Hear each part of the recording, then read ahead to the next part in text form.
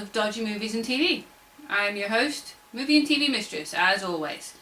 This week, I am reviewing a 1976 Roger Moore film you may not be aware of. The name's Moore. Roger Moore. So, it's got a few different titles. It's an Italian film from 1976. When you look it up on the internet, on certain sites like IMDb or Wikipedia, it comes up as Street People, but it's known as the Sicilian Cross and the Executors. Another title for it would be kind of a Persuaders film. So let's get to it, shall we? This film stars Roger Moore, as I've mentioned. I think you'll find it's Sir Roger Moore. Yeah, sadly, he is passed, but we do still miss him, and he was hilarious. It also stars Stacy Keach. The other actors are all Italian, and I am very bad at Italian names, so bear with me a moment while I bring up some names here. It's directed by, I can't say this name.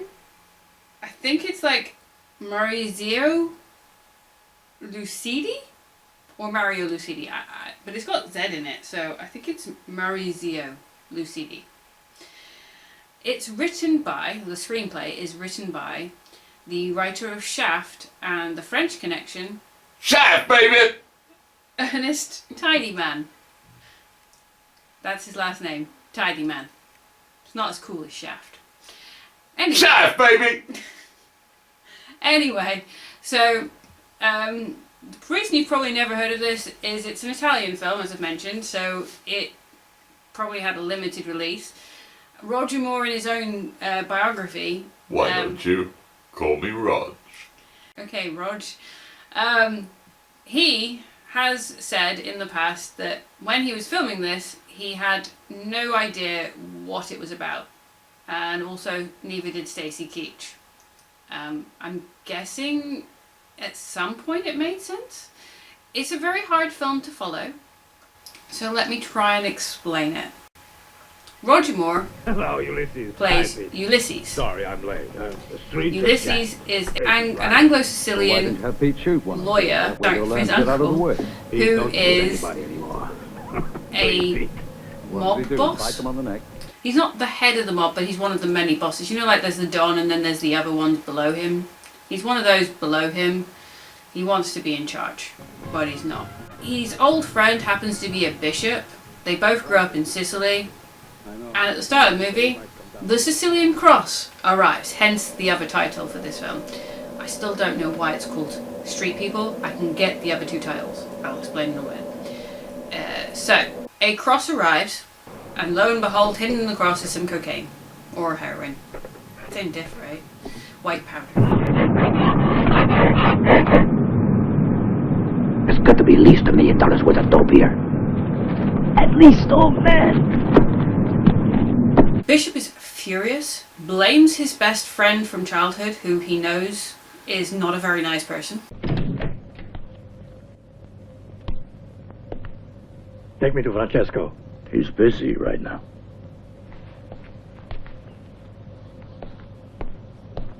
Hey! Who the hell is it?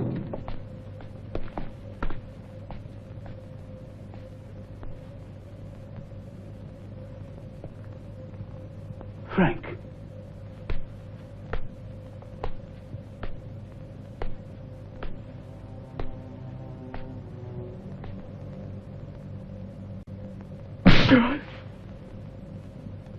Frank, I didn't know. You swine. You filthy excuse for a man. To use the cross of the church, where we once prayed together You got it in this wrong. despicable way. No, but Frank. You're a murderer, a coward. You've always been a murderer. But Frank. No. You've always been a murderer. But Frank, honest to God. Don't soil his name with your lips. Get down on your knees. But listen to me, Frank. On your knees! There is no way you can expunge this. If you beg forgiveness for 1,000 years, You are excommunicated from the sacraments. Your soul is doomed to purgatory. I'll never forgive you. Once, I could pray for you, Salvatore Francesco. No more. May God have mercy on you.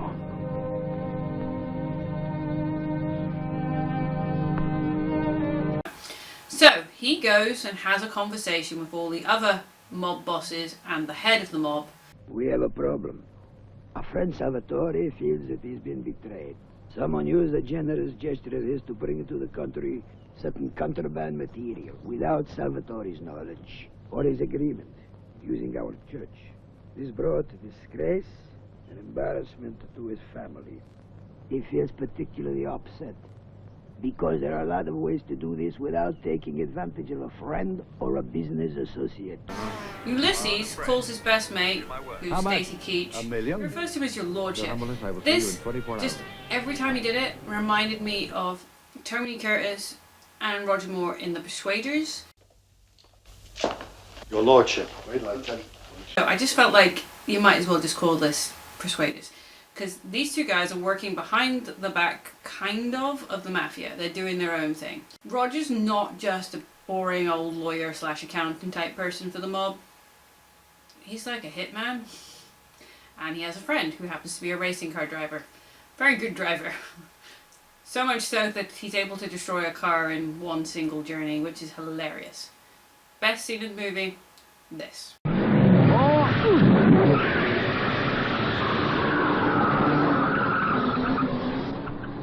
Hold on, baby. Daddy's gonna take you on a cosmic ride. Get away! Get out of the road, Ricky! Hey, he's got a nice passenger. Wait. Coming around the block. Yeah.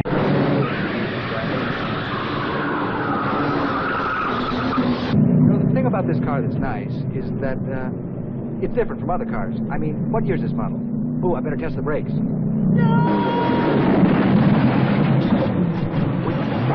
Oh, I'm sorry. I must have pushed the wrong pedal. Well, I'll just step back up in here. Here we go.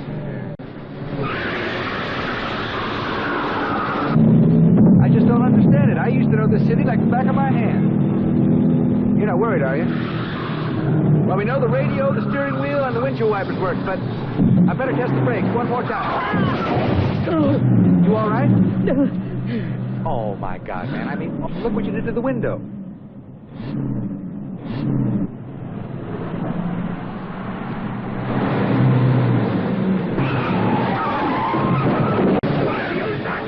Did we just lose something? That's all right. Wait a minute. I'll just back up here. Come in. Now I know where I'm going. Don't worry about a thing. Yep, right straight ahead. Here we go. Just a second. Oh. Can you tell me how to get back to Broadway?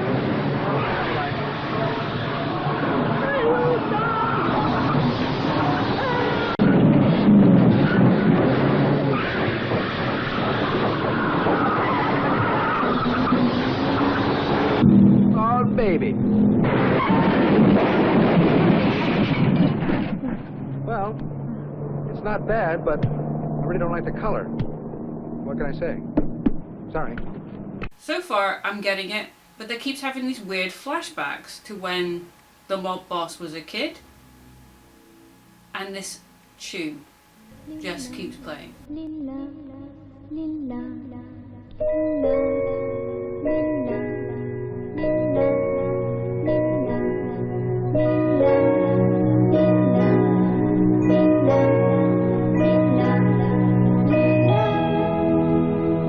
So, what does that have to do with this story? I'm getting to it. It'll get there in the end, I swear. Mob boss says he didn't do it, nothing to do with him. Needs help with the other mob bosses trying to find who did it. Ulysses goes out trying to find who does it and figures out who these three blokes are. They won't tell him who did it. People keep shooting and killing the people, so they don't find out who did it, but they kind of know. Turns out it's all been a run to be the head of the mob. So the mob boss, who's his uncle, wants to be in charge of the mob and has been trying to get up to the top, and this is how he does it. There's an ending. The ending involves the flashbacks. The bishop knows something about the mob boss's dark past when he was a child in Sicily, when Roger Moore's character was a small child in Sicily with his uncle who was a teenager. And this guy that happens to look a bit like Roger but is not Roger is walking away. And we just keep hearing this darn tune, which is a very Italian thing that they do in movies. If you watch like spaghetti westerns, you always hear a weird tune that just keeps playing and you're going, why? So, it turns out that Ulysses wasn't aware that his uncle was a murderer from his teenage years, and that the bishop couldn't have even stopped him when they were kids at that point anyway. It's not said, it's basically inferred through visuals that the man who looks a bit like Roger with a moustache is Roger's dad. The woman that's crying is his mum. The teenage boy is his uncle. And the teenage boy killed his dad. When Ulysses discovers this in the end. The name's Ulysses. Just Ulysses. Yeah, he's not Bond, but you'd think that the advertising for this film would think that he was Bond. Anyway, so it's inferred that his uncle killed his dad, so at the end he basically takes revenge for his dad, and realising that his uncle is also just all behind this drugs in the cross. Anyway, it's a good film, it's a beautifully shot film, it's very funny, but it's played out in a very confusing way. It's not in your linear format.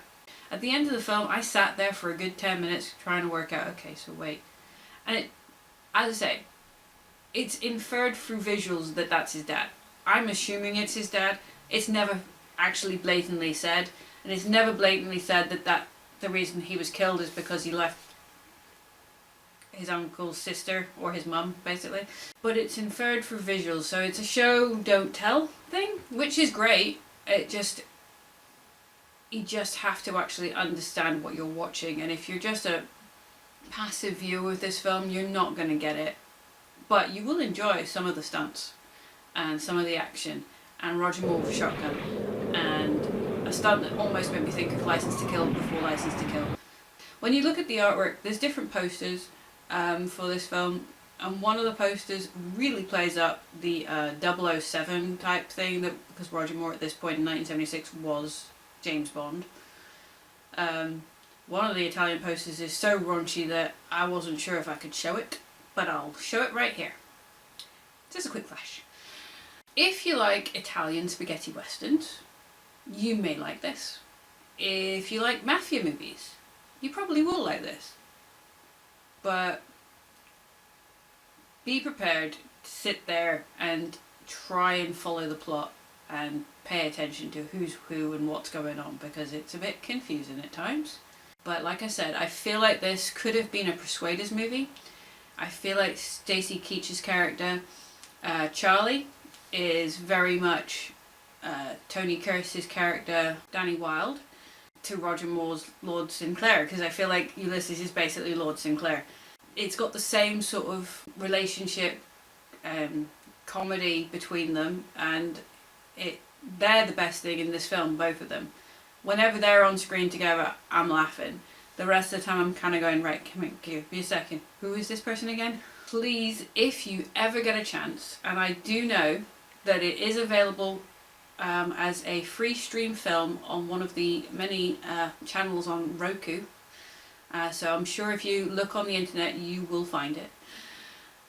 Be careful though, it could be an Italian dub, so just check. But I highly recommend it. It is a good film. It's not as dodgy as I was expecting from the cover that came with it, because Stacy Keach looks ridiculous in this poster. But I really enjoyed it, and I'm intrigued to try and find some other random Roger Moore films. I mean, I've seen Bullseye. I grew up with that. That was funny, but I know it's bad. And so did they. So did Michael Winner when he directed it. Well, next week is the start of February. And for February, I will be reviewing random vampire films. So look forward to that. Vampires for Valentine's Day. VV, you know.